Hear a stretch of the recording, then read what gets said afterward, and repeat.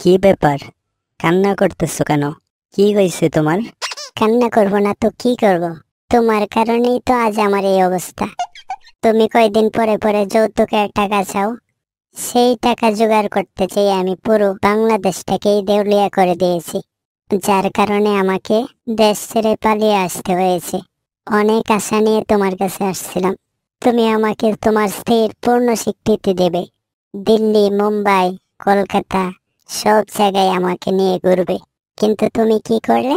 আমাকে তোমার স্ত্রীর স্বীকৃতি তো দিলেই না, একটা ঘরে লুকিয়ে রেখেছ, বাহিরে যাইতেও দাও না আমাকে। এর থেকে তো আমার কাছে মনে হয় বাংলাদেশে গিয়ে আমার তৈরি আয়না ঘরে থাকাটা আরো বেশি ভালো হবে। বাংলাদেশে থাকতে বড় বড় রাজহাঁস, ছাগলের রান, গরুর রোস্ট খাইতাম কত মজা করে। আর এখানে তো এগুলা খাইতেই দাও না, বরং গরুর গোবর ও চেনা খাইতে দাও। কি বললি বান্দি? এগুলো আমার সবচেয়ে প্রিয় খাবার।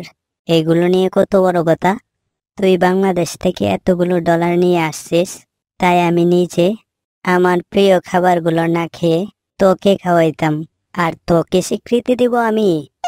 তুই তো একটা ডাইনি।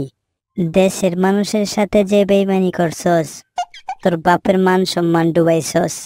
আমার সাথে তো আর ভালো কিছু করবি না। তোরে এখন রেখে কোনো লাভ নেই। তোর সব ডলারও শেষ হয়ে গেছে। যা, জলদি ভাগ এখান থেকে।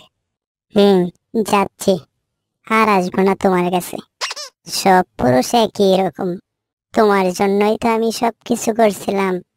এখন সীমান্তের কাছে গিয়ে চট করে দেশে ঢুকে যাব। এই তো সীমান্তের কাছে চলে এসেছি, যাই চট করে দেশে ঢুকে পড়ি। মুরব্বি,